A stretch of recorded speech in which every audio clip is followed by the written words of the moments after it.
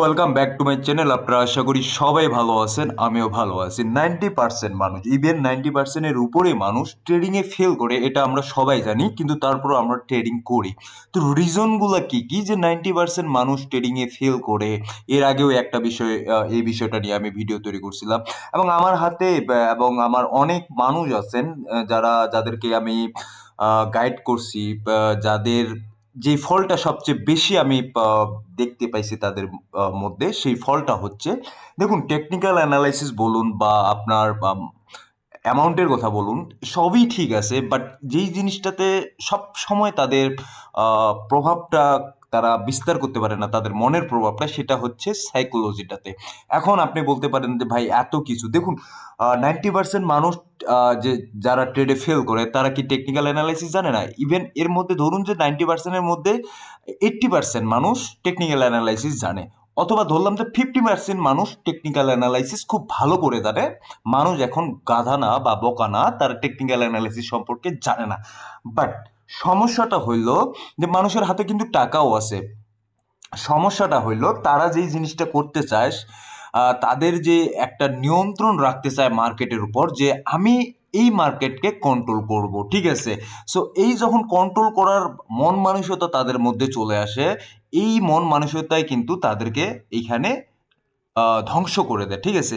তো রিজনগুলো আপনি একটু সিম্পলি দেখেন যে আপনি এখন পর্যন্ত ট্রেডিং এ সাকসেস না, রিজনগুলো কি কি আপনারা একটু যদি উপলব্ধি করেন, যারা অনেক দিন ধরে ট্রেড করতেছেন বাট এখানে সাকসেস হচ্ছেন না, উপলব্ধি করলেই আপনারা বুঝতে পারবেন যে সমস্যাগুলা এই, ঠিক আছে?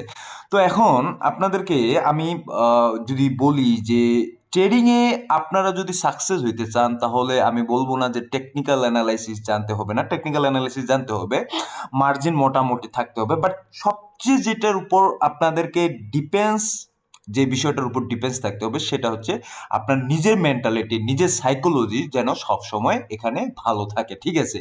তো নর্মালি এখন এখানে আপনারা যদি দেখেন, যারা বিটকয়েনের দিকে আমি আছি, বিটকয়েন যারা এখানে হোল্ডিং করতেছেন তাদের বিষয়টা, যারা ট্রেড করতেছেন 4 আওয়ারের টাইম ফ্রেমে, যখন আপনি দেখতেছেন যে 4 আওয়ারের টাইম ফ্রেমে এখানে আপনার মোটামুটি একটা সুইং ল ক্রিয়েট করে ফেলছে, ঠিক আছে?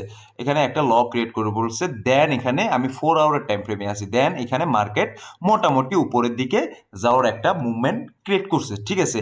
সিম্পলি আপনাকে কিন্তু সব সময়, যে আপনাদের যারা মেন্টর আছে বা মেন্টর থাকে, তারা কিন্তু সবসময় এই গাইডলাইনগুলা তারা দিতে পারে না, বা সেইভাবে সময়টা হয় না। যেই জিনিসগুলো আপনাদেরকে লক্ষ্য রাখতে হবে, সিম্পলি আপনি যদি দেখেন এখানে এই জোনগুলো যদি মার্ক করেন, এবং এই মার্ক করে যদি আপনি একটা সুইং ট্রেড ধরতে চান, ঠিক আছে, মানে এই জোনটাকে আপনি যদি মার্ক করে রাখেন, মার্ক করার পর আপনি এখান থেকে যদি একটা মোটামুটি লং ট্রেড নেন, ঠিক আছে? সো আমি দেখলাম যে এখানে একটা লং ট্রেড, আমি এখন এখন একটু আমি এখানে যদি আপনাদেরকে দেখাই, ঠিক আছে, এখানে আমি একটা লং ট্রেড নিলাম, পজিশন নিলাম এখান থেকে, ঠিক আছে? সো আমি স্টপ লসটা এই জায়গাটাতে রাখছি, ঠিক আছে, এই জোনটাতে। এখন দেখুন এখানে আমি এখন আমার স্টপ লসটা এই জায়গায় আমি ধরলাম, এবং এখানে যদি আপনারা দেখেন, এখানে 3%-এর এখানে স্টপ লস, এখন এখানে আমার মোটামুটি 7%-এর উপরে এখানে কিন্তু আমার টেক প্রফিট, ঠিক আছে? সো আমি সিম্পল এই জোনটা ধরে দিলাম। এখন যদি উপরে যতটুকু যাওয়া যায়, ঠিক আছে, এখন এই উপরে যতটুকু যাওয়া যায়, এটা টোটালটা ডিপেন্ডস করতেছে আপনার উপর, যে আপনি ট্রেইলিং স্টপ লস করতেছেন কিনা, বা এইভাবে যখন আপনার প্রফিট হচ্ছে সেই প্রফিটগুলো আস্তে আস্তে আপনি এখানে ট্রেলিং করতেছেন কিনা, ঠিক আছে? যখন আপনার দেখতেছেন প্রফিট আসতেছে, আপনি স্টপ লসটা ট্রেলিং আস্তে আস্তে করলেন। সো সিম্পল বেসিক যে কনসেপ্ট, এই কনসেপ্টগুলো কিন্তু আপনাকে মাথায় রাখতে হবে, আদারওয়াইজ এখানে আসলে টিকে থাকাটাই মুশকিল, সবচেয়ে বড় জিনিস। যারা টিকে থাকতে পারে তারা আসলে এখানে মানি ক্রিয়েট করে, মানি জেনারেট করে, যারা টিকে থাকতে পারে না, তারা আসলে এখানে মানি জেনারেট করতে তাদের খুবই সমস্যা হয়ে যায়, ঠিক আছে?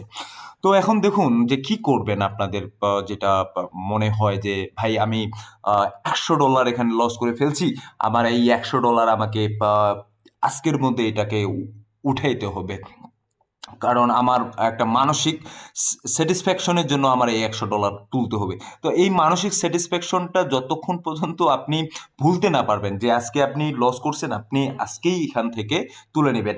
কারণ এই জন্যই যখন আপনি একটা জিনিস দেখুন, আপনার হাতে কিন্তু সবকিছু আছে, আপনার কাছে অস্ত্র আছে, আপনার কাছে গোলা বারুদ থেকে সবকিছু আছে। এখন আপনি একটা শর্ট মিস করলেন। আপনি চিন্তা করতেছেন যে আমার কাছে যেহেতু গোলা বেরোত, বন্দুক টন্দুক সব কিছুই আছে, তো আমি আরেকটা শট নিই ইনস্ট্যান্ট। তখন আমাদের সাইকোলজিতে এই জিনিসটা আসে। দেখুন, আপনি যদি কোনো কারণে এখানে স্টপ লস খেয়ে থাকেন, আপনি কি করবেন? সাথে সাথে কিন্তু একটা যখন আপনি দেখবেন যে এখানে একটা আমি স্টপ লস শটে একটা স্টপ লস খেয়ে ফেললাম, তখন আপনি সাথে সাথে কিন্তু আপনি শর্ট করা শুরু করবেন। তো মার্কেট যে ম্যানিপুলেশন করে, এই ম্যানিপুলেশনটা কিন্তু আমাদেরকে দেখতে হবে যে মার্কেট ম্যানিপুলেশন করে মার্কেট কোন ডাইরেকশনে যাওয়ার চেষ্টা করতেছে, ঠিক আছে? তো ইজিলি এখন আমরা এখানে যদি এখানে 4 আওয়ার টাইম ফ্রেমে দেখি, 4 আওয়ার টাইম ফ্রেমে কিন্তু এটা শার্প একটা বিটকয়েনের ডাউনফল, ঠিক আছে? তো এখানেও যদি আপনার এখানে ট্রেডগুলো নিতেন, বা এখানে যদি আপনার শর্ট ট্রেডগুলো নিতেন ইজিলি ভাবে, ঠিক আছে? এই জায়গাটাতে যদি শর্ট ট্রেড নিতেন, এখন এখান থেকে শর্ট কিন্তু ইজিলি এখানে অনেক প্রফিট এখানে বুক করতে পারতেন। আচ্ছা, ধরে নিলাম যে আপনারা এখানে লং ট্রেড করছেন, আমি ধরে নিলাম যে লং ট্রেড করছেন। তো আপনাদের এখানে স্টপ লস গুলো কোথায় রাখা উচিত? স্টপ লস গুলো সর্বোচ্চ এই যে জোনগুলো আছে, এই জোনগুলোর মধ্যেই আপনাদেরকে স্টপ লস রাখা উচিত, ঠিক আছে? এর বাইরে নয়।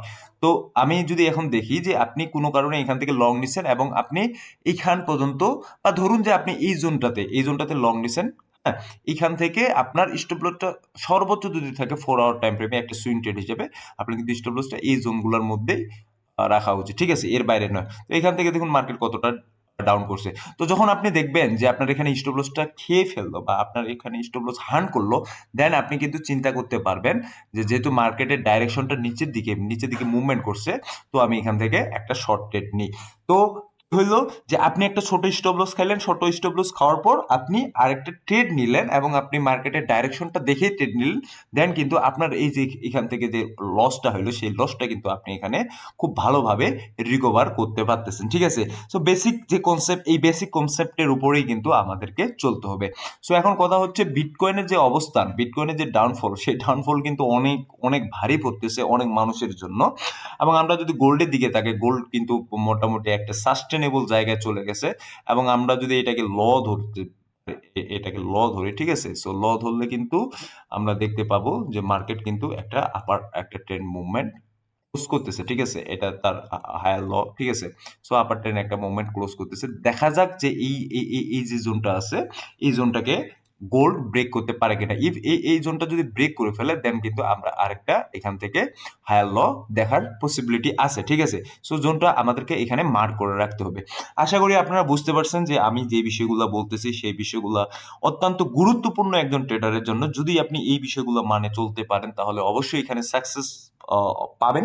আর যদি এই জিনিসগুলো মানে না চলতে পারেন, তাহলে কিন্তু আসলে দিন শেষে আপনার যে পোর্টফোলিও আছে, বা আপনার যে অ্যামাউন্টটা আছে, সেটা কিন্তু আপনি দিন শেষে লস করবেন এবং হায় হতাশায় থাকবেন। এবং অনেকটা আমি বলবো যে এটা খুবই দুঃখজনক এবং এটা খুবই হতাশাজনক যে আমাদের যে হার্ড অ্যান্ড সোল যে ইনকামের মানিটা আছে, সেই ইনকামের মানিটা আসে আমরা এখান থেকে এইভাবে লস করে চলে যাই। ধন্যবাদ সবাইকে, ভালো থাকবেন।